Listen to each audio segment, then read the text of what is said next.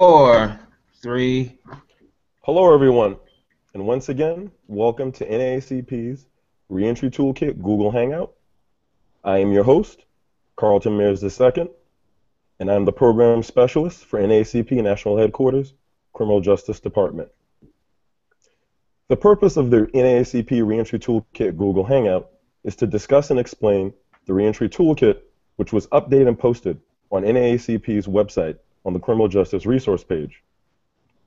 The Reentry Toolkit itself has information, resources, and tools that can be used by individuals and organizations who are interested in or who are currently assisting returning citizens from incarceration. Currently, the U.S. has the highest incarceration rate in the world, with hundreds of thousands of people leaving incarceration each year, a significant number of which are men and boys of color. Although returning citizens have paid their debt to society and only seek an opportunity for a second chance, they face barriers and collateral consequences in employment, housing, access to health coverage, etc., which only continue their punishment and increase their likelihood to recommit crime and get reincarcerated.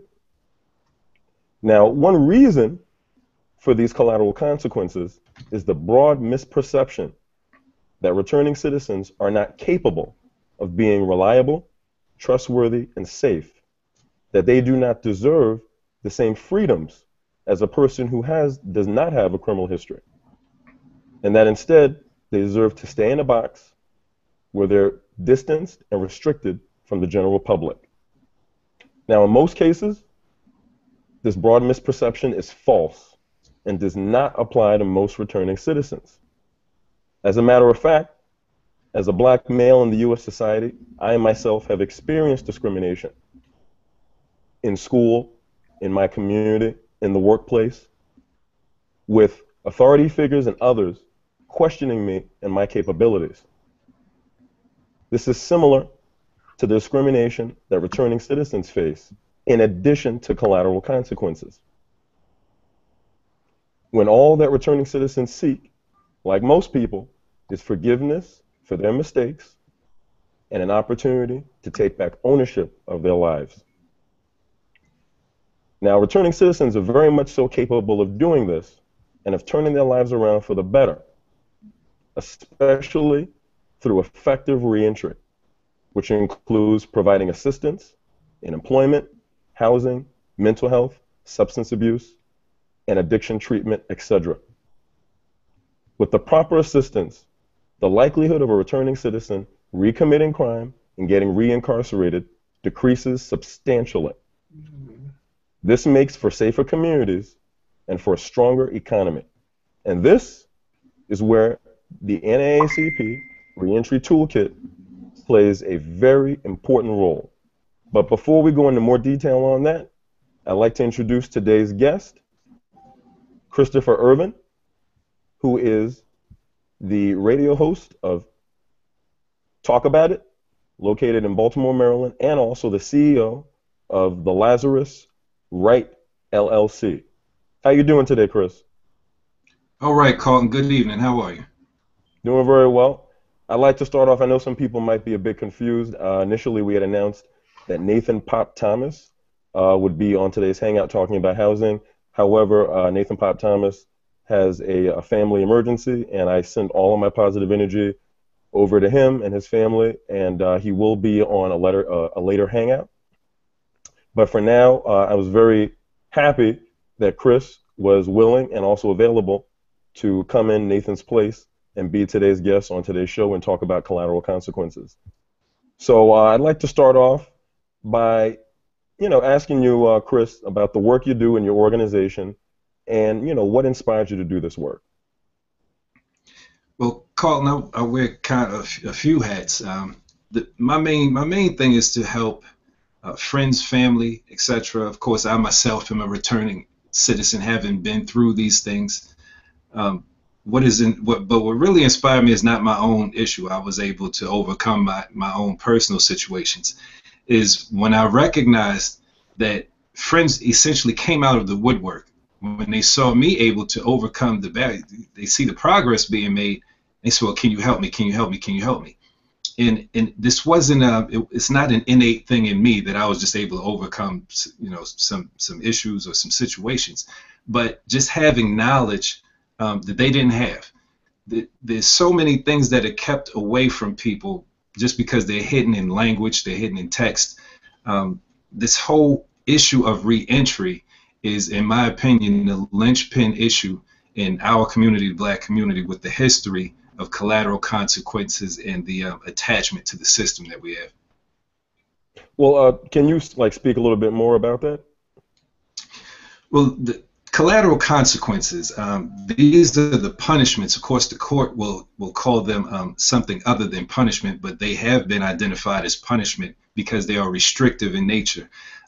They are restricting rights, which are supposed to be absolute. They restrict rights in some cases and privileges in others.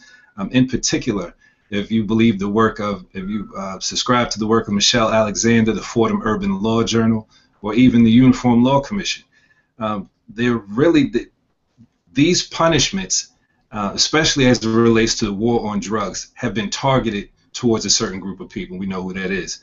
Black people, black males in particular. If we're going to effect change, we have to address the history of this issue. This goes through black codes, slave codes, the 13th Amendment with that exception clause. It's a continuum of something that started a long time ago, and we tend to shy away from the substantial conversation on it. Well, so I heard you mention black codes, slave codes. Can you just maybe give a bit more information on that? Yeah, just for the viewers who may not know. Absolutely. Prior to the ratification of the 13th Amendment, obviously slavery was in place prior to the Civil War. The 13th Amendment is said to, by Abraham Lincoln, said to have freed the slaves, abolished slavery. But the 13th Amendment, in fact, this is not my interpretation, is in plain text. It says that slavery and or involuntary servitude shall be abolished, except whereof the party shall have been duly convicted. If slavery was so bad, so morally corrupt a practice, then why allow an exception for it to be legal? And that exception being conviction. Interesting. I feel as if you just gave me a history lesson. Thank you very much, brother. I'm working on it. Get my spiel down. And so I know you mentioned earlier that you yourself, well, before I even get to this, so I know that when it comes to collateral consequences, for instance, I mentioned housing earlier.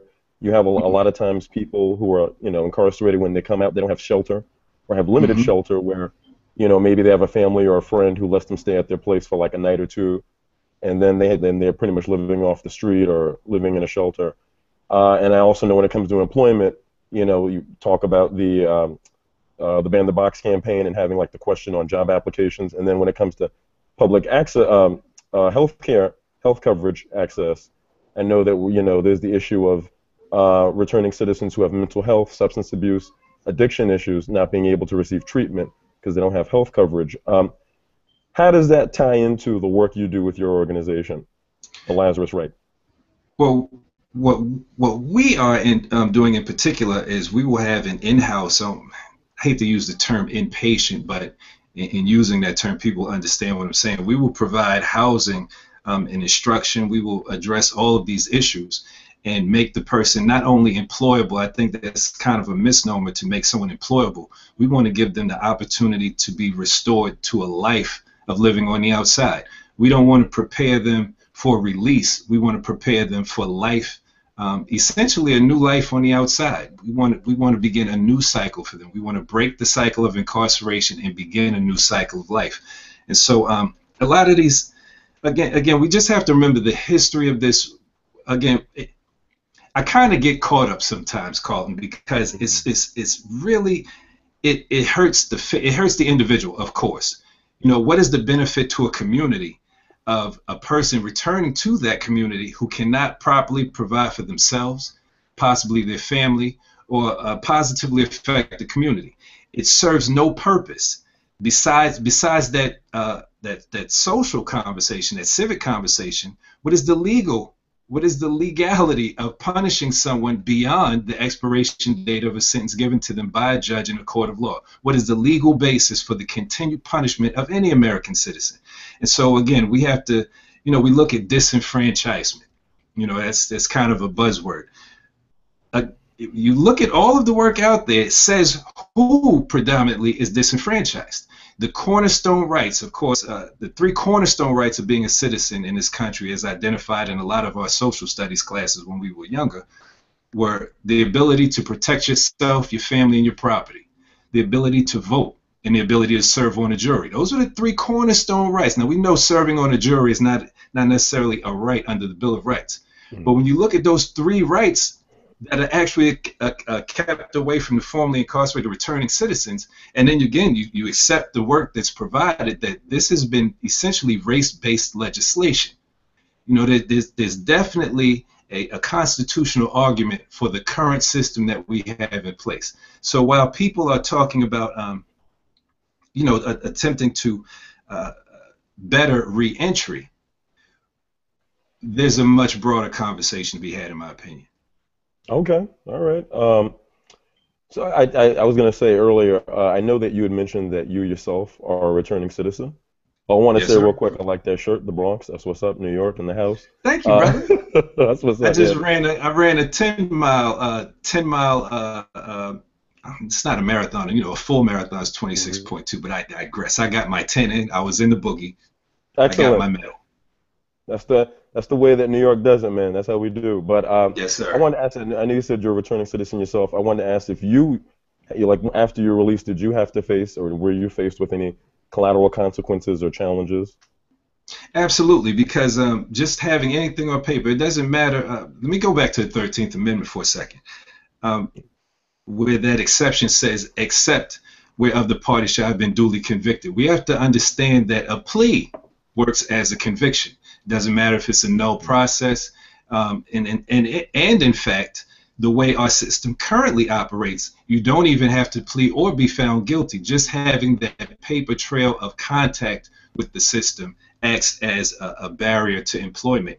And so it takes a lot of persistence. And to be honest, sometimes you have to lie. Sometimes you have to lie to get a job.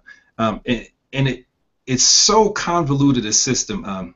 Like I say, I hate to go off on tangents. I want to stick to whatever we're talking about at the time. But it's just so convoluted. It will take you in so many different areas. And again, for me, all of the, for instance, the toolkit that NAACP is proposing, I think is an excellent tool. I think there's a lot to be gained in there, a lot to be garnered from it, especially for grassroots activists and advocates, because a lot of people are not cognizant of what the total situation looks like. And for those who become cognizant, they don't really know how to affect the process. So I think there's a lot to be gained from the toolkit.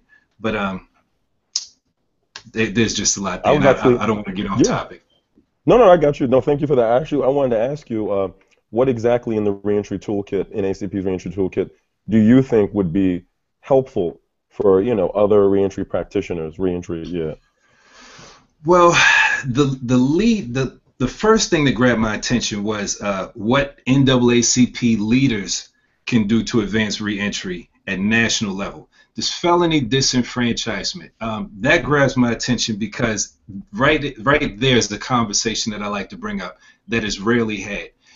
There's not enough talk about the financial incentivizing or the financial incentive for individual police officers. So when we talk about the war on drugs again, we'll go back to Michelle Alexander's work. In the war on drugs, you have two different charges that merit two different classifications. Possession is a misdemeanor. Possession with the intent is a felony. Mm-hmm. The intent is established by the arresting officer. How often will we see prosecutors drop charges and charge someone with the lower charge? Now, mind you, we've had evidence of this through, especially in New York City, with police recording their roll call. Officers are pressed for more felonies. More felonies will get you what was identified at the NACDL meeting. Officers were making more money just in doing 4 hours worth of overtime in paperwork. officers, the more felonies you bring in, you get promotion. You make detective, you make sergeant, you make detective, etc., and all the way up the line. And so if a person can bring in someone for possession, now mind you, it doesn't have to be distribution, just possession with the intent. We are allowing officers on the street with no verification, no type of, what's the qualification for the intent? There's really no basis for it. And again, the more officers bring in possession, so you can, if this were broadcast to people nationwide, or especially in our urban centers, and you say how many people have possession charges versus how many people have possession with the intent charges, it's a very similar conversation to the penalty phase for the sentencing. I'm sorry, for disparities between crack cocaine and powdered cocaine. Remember, that was the broad conversation for a long time. That one just kind of went away. And so we need to discuss the difference between possession and possession with the intent, because with the intent, again, there's no act qualifying it. There doesn't need to be a sale. Doesn't need to be a purchase. Officer can just say with the intent. Wow. And then Oh, you can finish what you're saying. Then what? No, I just mean then he's able to, rack up a felony or felonies, and next this person's on to promotions, etc. Well, so it sounds to me as if you're saying that the criminal justice system is, it's one big contradiction. I mean, they talk about rehabilitation of people who are incarcerated so that when they come out, there's a less likelihood for them to get reincarcerated or to recommit crime and then get reincarcerated. But it seems like with collateral consequences being present after they're released from incarceration, I mean, if they don't have access to certain, assistance programs, employment, housing, if they don't have, certain rights that any citizen of this country would have, then, I mean, it's going to make their lives more difficult and therefore increase the likelihood to get locked up and to recommit crime. And also looking at like the law enforcement force, the law enforcement system, and seeing how you're saying that, there's actually an incentive for officers to rack up felonies in order for them to, I guess, receive certain promotions or other incentives. I mean, it just seems as if the criminal justice system is saying, hey, we're trying to make things better, but at the same time, we're not. Absolutely. We talk about financial incentive, and it's not just on the individual level. You look at the holistic level. Here in Maryland, there really is not a private prison industry. But the industry that there was, it used to be called state use industries. They've since changed the name. State use industries was the prisoner or inmate population doing the work of the state, pressing license plates, making furniture, making uniforms that were used throughout the state. And if I'm not mistaken, and don't quote me, but I believe the number that they made in 1 year was 500 million or billion with a B. It was one of the two dollars. That is financial incentive. Wow. Well, I think we have a question from a Twitter follower.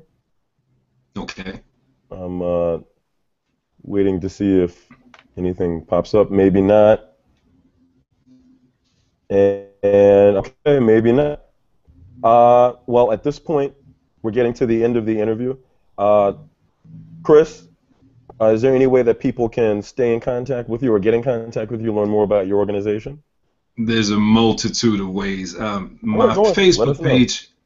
Facebook page is Christopher Irvin, last name Ervin, simple Christopher Irvin. You can also find me on Facebook under Talk About It Radio with Christopher Irvin and George Peoples.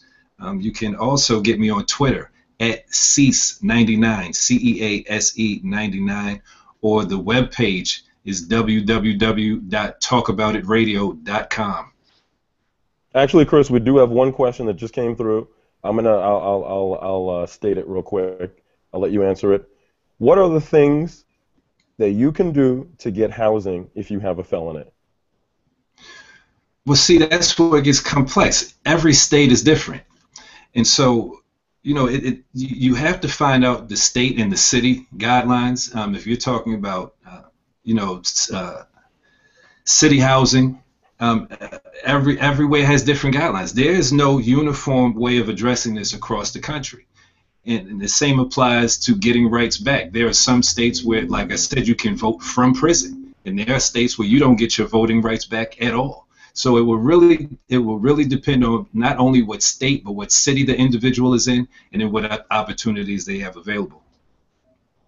Yeah, definitely. And I'd also say on top of that, if you were to utilize the NAACP Reentry Toolkit, there's a section in the toolkit called Resources, in which we provide several web resources in which you can go on the links and find out, for instance, where for your community returning citizens can go to receive assistance to find housing, or even in other communities, or even on the national scale. And there's other information in there as well, but I know that one, the resources section, would definitely be very helpful for this subject. I also want to make sure I give credit to the person who asked the question we just answered. It's Twitter handle @amatlock. So I just want to make sure to put that out there. And so I want to say thank you to Chris for being today's guest. And everybody, please, get in contact with him, learn more about the work he's doing in his organization here in Maryland. And now well, thank you, Chris. Thank you, Carlton. And if I might, I would encourage people to, wherever they are, just because laws vary from city to state, contact your NAACP branch for any questions that you have. And if even beyond that, you can just Google reentry for your particular city, and some resources will come up. You have to invest in your own condition and be aggressive about it. Excellent. Thank you so much. Thank you very much. Okay, Chris. Thank you, and for being today's guest. Take care. Thank you. Good night. I'll see you at the Maryland Alliance for Justice Reform meeting. Okay. Have a good one. You too. Take care. So now we are going to dive into some PowerPoint slides and segue over into the Reentry Toolkit. So let's first start off with the first slide. As you can see, the NAACP Criminal Justice Reentry Toolkit, and right now I'm going to give you a description of the National Criminal Justice Campaign, which is the Smart and Safe Criminal Justice Campaign. This consists of four priority areas, one being law enforcement accountability and racial profiling, in which our goal is to end racial profiling and increase law enforcement accountability. Now, I don't know, some people might know of this, others may not, but I'm going to put it out there regardless. Last week, NAACP Criminal Justice Department, we released the racial profiling report called Born Suspect, and that report will have pretty much all the information you need on what our approach is when it comes to ending racial profiling and increasing law enforcement accountability. You can find a copy of it to view on NAACP's website at naacp.org. It'll be on the front page. Then the next priority area is successful reentry. That's what we're focused on today. Removing employment barriers for returning citizens, then mass incarceration and sentencing reform, and that our approach is laid out in the Misplaced Priorities Report, which was posted in 2011 and has been updated last year in 2013. And then finally, the death penalty, which we seek to abolish it by 2025. Next slide, please. So I'd like to start off with a couple of definitions.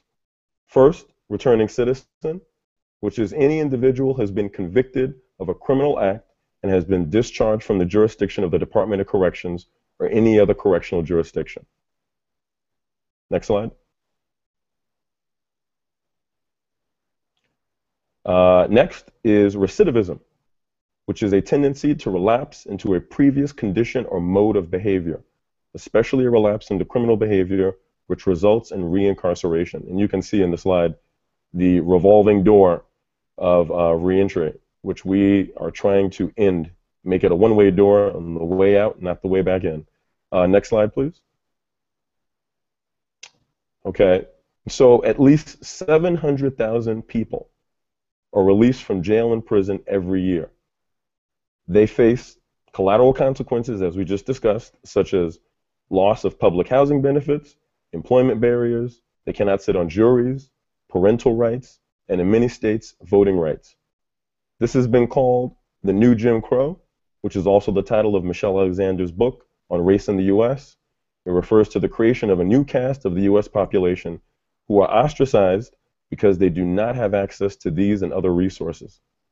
Another way to see it is like having a scarlet letter on you, or even, as you can see in the picture, your conviction or your time served is like engraved on your back, you know, for the rest of your life. That's the way it comes off to people who are experiencing, who are exposed to collateral consequences. Next slide, please. All right, so the Reentry Toolkit provides background information on the situation with returning citizens. The Reentry Toolkit consists of sections such as the Ban the Box campaign, what NAACP leaders can do to advance this cause locally, what NAACP leaders can do to advance the reentry at the national level, communicating with national NAACP and resources, and at the bottom of the page is the criminal justice resource page link. And now, before I go any further, I just want to say that even though it says NAACP leaders, that doesn't mean that the Reentry Toolkit only applies to NAACP members and leaders. It also applies to community-based organizations or individuals who are interested in doing work when it comes to the situation of returning citizens. Okay, next slide, please.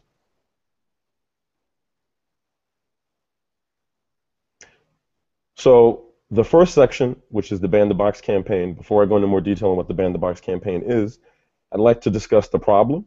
So as mentioned earlier, the collateral consequences are the continued punishment that returning citizens face after paying their debt to society. This is very apparent when it comes to employment. As you can see in the slide, negligent hire and retention liability. So for instance, liability involved in hiring a returning citizen can cause employers to be biased and concerned. Under state law doctrines of negligent hire and retention, employers can be held liable to victims injured by an employee if the employer knew or should have known that its employee might render harm to another. This knowledge sometimes can be established by the fact that the employee who caused the injury had a criminal conviction. For a lot of employers, this makes hiring a returning citizen a burden. This leads to the next problem. Next slide, please. Criminal background checks. Many employers have easy access to applicants' criminal histories and may consider an applicant's conviction record, and in some cases, a person's arrest record. Employers cannot discriminate against individuals solely on the basis of possessing a criminal record, but they can refuse to hire if the employer can show that a returning citizen's background will negatively affect the employer's workplace and business. Although workplace security should always be of concern, employers have instituted a number of practices that unfairly and unnecessarily discriminate against and deny individuals with unrelated conviction histories an opportunity to work. Now, I just want to mention, last week I was at a Congressional Black Caucus event, and there was a gentleman who was at the event, who was a returning citizen himself. He said that he's been out for a couple of years now, and he was talking about how it was really hard for him to find work. And he tried for at least 6 months to like a year, and because of his background, his criminal background, he was denied all the jobs he applied for. So he's now decided to start up his own business and become an entrepreneur, which, you know, is good, and also, you know, I would say not good. You know, good because it was good that somebody starts their own business, not good in the fact that the reason why he's starting his own business is because he can't find a job like anybody else who would not have a criminal background. But just wanted to talk about that real quick. Next slide. So now the solution. Well, actually, before I get to the solution, I want to say that this section also contains facts, such as an estimated 65 million Americans have criminal records. African Americans make up roughly 13% of the U.S. population, but are 40% of its prisoners. That's ridiculous. Employed individuals are 1/3 less likely than their counterparts to recommit crime and get reincarcerated, and are more likely to turn their lives around for good. And I can tell you, after I've worked in the jails for a few years now, providing direct service, if it be reentry mediation or just volunteering to talk about, you know, violence and anger and alternatives to that.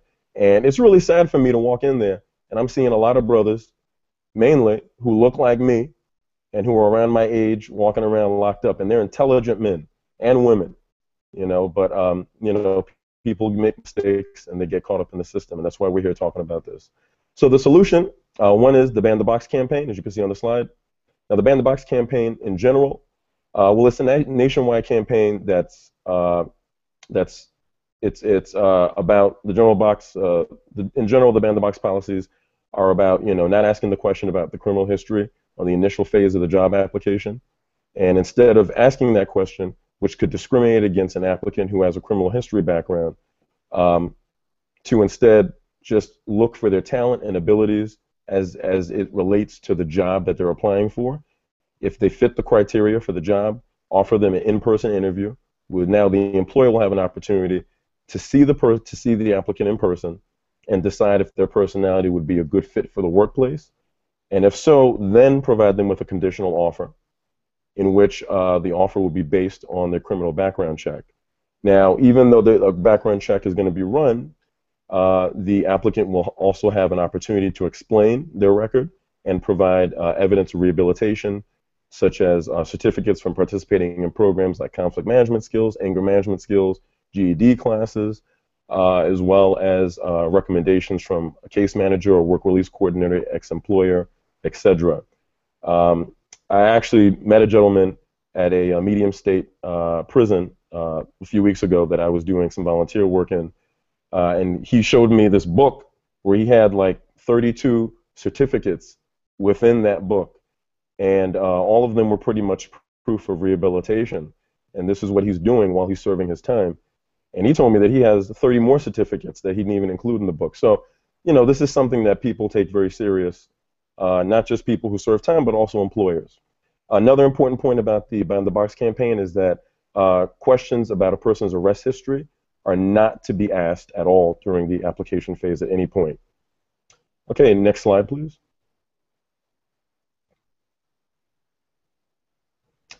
So some other solutions are that corporate and government employers strengthen anti-discrimination policies, which would make it illegal to exclude based solely on arrest and/or conviction history. Next slide. And then there is that corporate and government employers should follow Equal Employment Opportunities Commission guidelines, which state that there should be no blanket bans on people who have criminal records, and to give individuals a chance to explain, as I mentioned earlier, through certificates of rehabilitation or recommendations from those who've worked with them. Some other solutions are programs offered through the federal government that reassure employers when it comes to hiring returning citizens. One example is the federal bonding program, which is on the next slide.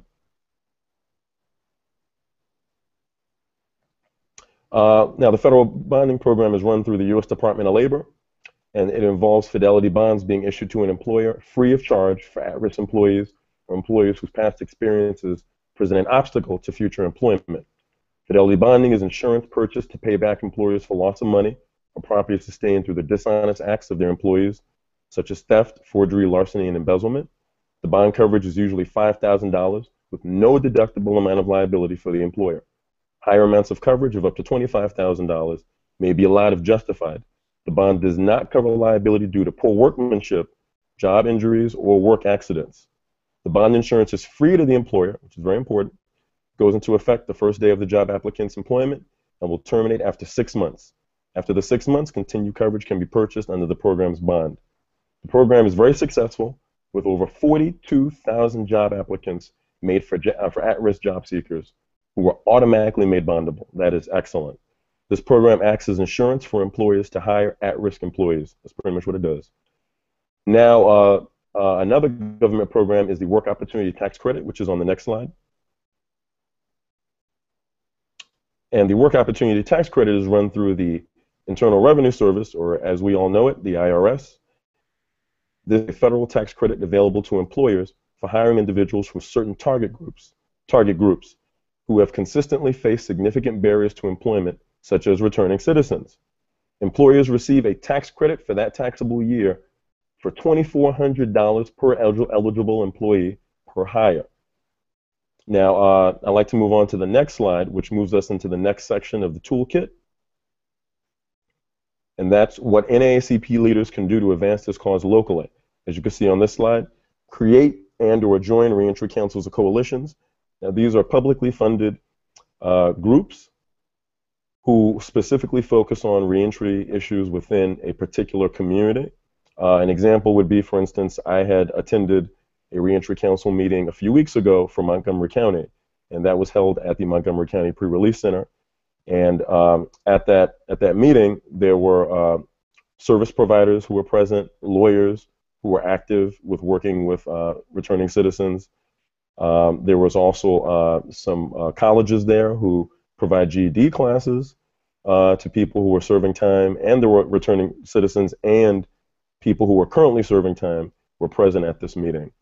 So it's a meeting where all of the vested stakeholders, all the people who are interested in this issue, within the community can come together and talk about it. And it happens quarterly typically.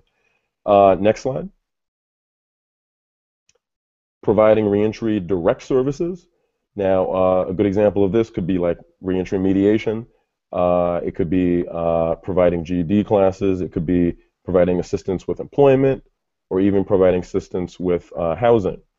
Now, I know that from my experience, from being a reentry mediation program manager for Montgomery County, there was a lot of people who benefited from the direct services that the organization that I worked for, that they offered. A good story is, for instance, there was a young male who was locked up in jail in Montgomery County, and his father, who was very disappointed with him and very unhappy.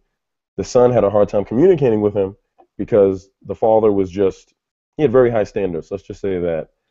So I was able to, to convince the two of them to mediate with each other about the issue. By the time they had their third mediation, they had planned to run a marathon together upon the son's release. And then I found out about a month or two later, after once the son was released, they did run that marathon together. And now I haven't heard or seen the son back in jail, but I'm imagining that he's doing a lot better now. And I'm just trying to give you an example of how direct services can benefit returning citizens and those who are currently serving time directly, like right now, in the moment. Next slide, please. Reentry advocacy. Now, this includes advocating for hiring returning citizens, advocating for policy change, and advocating for voting rights of returning citizens. Now, I'd like to move on to the next section, which will be on the next slide, since we're talking about advocating for restoring voting rights to returning citizens. That will take us into what NAACP leaders can do to advance reentry on the national level. Now, this focuses on felony disenfranchisement, which Christopher Irvin had talked about briefly earlier during the interview. So let me give you some information on this. Over 5.8 million Americans are not allowed to vote because they've been convicted of a felony, regardless of the nature or seriousness of the offense.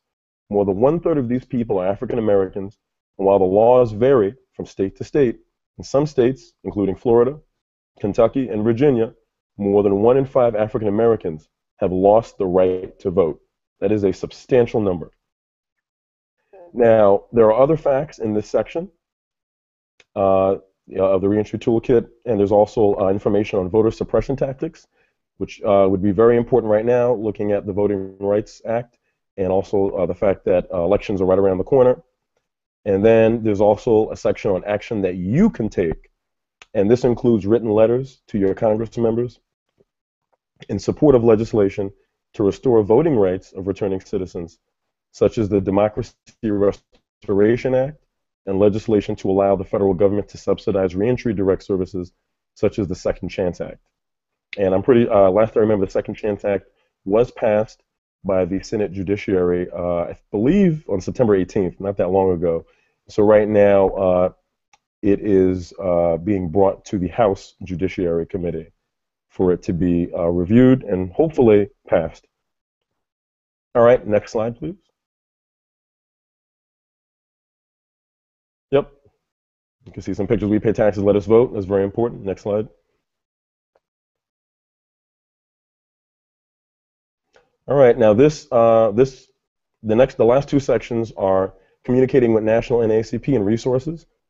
In regards to communicating with national NAACP, this is the section that specifically is geared toward, excuse me, specifically geared toward members of NAACP and leaders of NAACP. This is how they can communicate with National by sending us information or asking us questions through this letter that is included in the toolkit.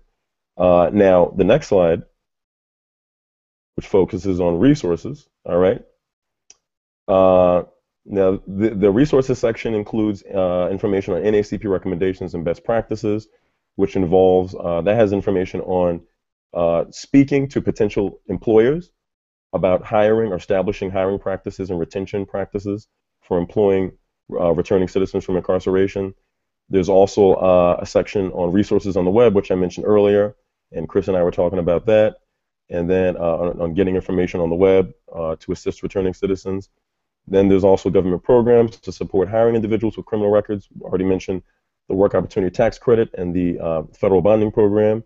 And then there's liabilities and incentives for employers. So, you know, this is just all information that you can have in your toolbox when you're, you know, advocating for returning citizens, or even you want to provide information to others about the situation of returning citizens. Also, I want to mention there's a section in there on how to start up your own town hall meeting where you can educate and bring about awareness to members of your community on the situation of returning citizens. And they have PSAs and other announcement letters in that section that you can use as well. All right, so now I'd like to talk about on the next slide, what's going on in regards to executive and legislative efforts on the Hill when it comes to returning citizens. So you can see President Obama and Attorney General Eric Holder in the picture. So the Clemency Project 2014, under U.S. law, the president can grant clemency for federal inmates for federal crimes by reducing sentences or pardoning Americans serving sentences. In the leadership of the recently resigned, sad to say, Attorney General Eric Holder, the Justice Department has widened the criteria it uses to decide which drug offenders to recommend to the president for clemency. The new clemency criteria aimed at freeing potentially thousands of prisoners convicted of nonviolent, low-level drug offenses. The Justice Department has assigned dozens of lawyers to its pardon attorney's office to review an influx of applications. Recently, it has been said that the Department of Justice has already received at least 18,000 petitions from federal inmates currently serving time, and that they're expecting another 18,000 in 2015. That's a lot of people, and I want to show you the next slide real quick. The next slide. Right, so you can see here the list of the criteria for clemency for federal inmates. There's it's the third one down from the top. They served at least 10 years of their sentence. I just want to stress that, because if you're talking about anywhere from 18 to 36,000 people coming out of incarceration in the next year, that's going to be 36,000 people coming back to their communities, to your community, without assistance, and looking to find a job, looking for housing, looking for access to health coverage, and they're not going to have it. So how can they be assisted? How can they be helped to prevent them from recommitting crime and getting reincarcerated, or even something worse? Well, the Reentry Toolkit is one way that they can be assisted. Next slide, please.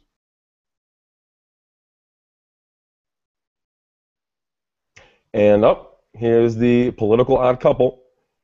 So this is about the REDEEM Act, which is the record expungement designed to enhance employment act. So two freshman senators, Democrat Cory Booker, who you see on the left of New Jersey, and Republican Rand Paul of Kentucky, who's on the, actually, Rand Paul's on the left and Cory Booker's on the right. Sorry about that.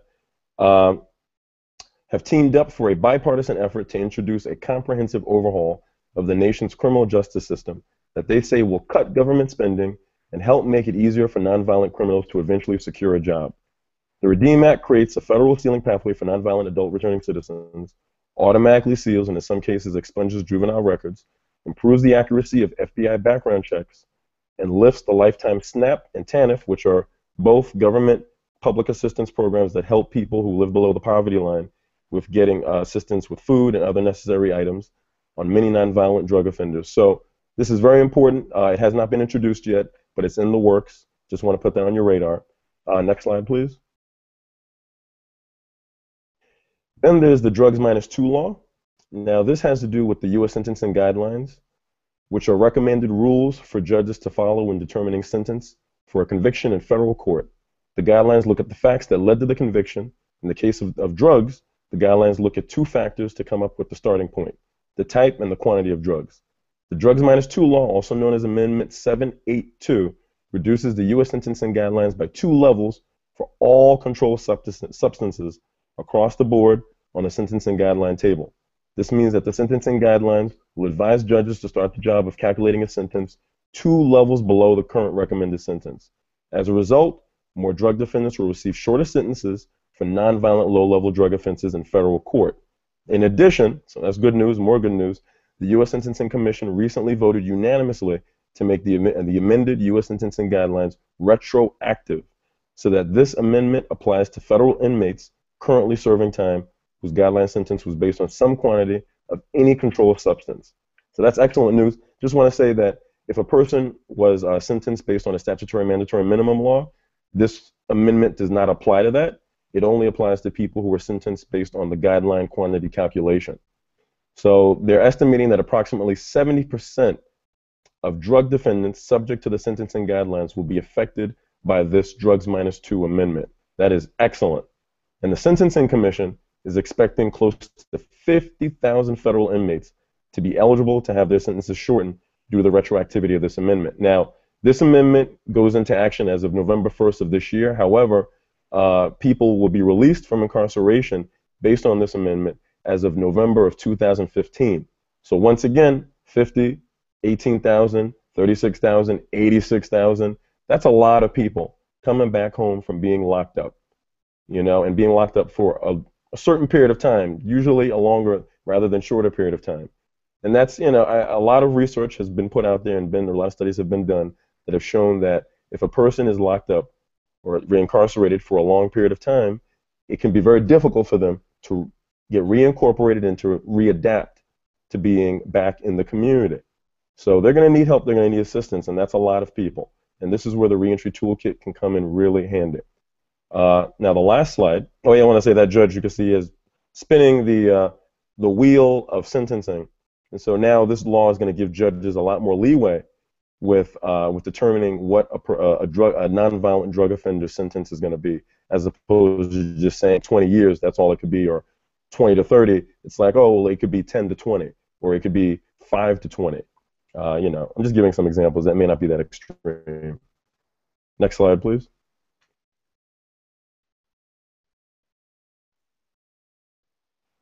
All right, just want to end on saying that there is hope for returning citizens to return from incarceration, serve their time, return from incarceration, return to their families and their communities, and not have to face collateral consequences, and instead receive a well-deserved second chance so that they can contribute to their families, communities, and to society as a whole. And the reason why they're going to be able to do this is the same reason why any of us can do what we do, is because they're capable, just like all of us. They're capable of progress. And some final takeaways on the last slide. Next slide. Advocate for employment of returning citizens. Advocate for restoring voting rights of returning citizens. Publicize the situation of returning citizens. And remember, we are all capable. There's the link for the criminal justice resource page, and the last slide has my information on it. That's going to come up right now. Carlton Mayer is the second Esquire program specialist. If you have any questions or comments about this tool, this Hangout, you can forward that information to hashtag NAACPCJ, or contact me at @CTMayers2 on my Twitter handle, or email reentry@naacpnet.org. I just want to say thank you once again to Christopher Irvin for being today's guest, and a special thank you to all of you out there who are watching and helping us with bringing about more awareness with the situation with returning citizens and reentry. Take care, and bye-bye.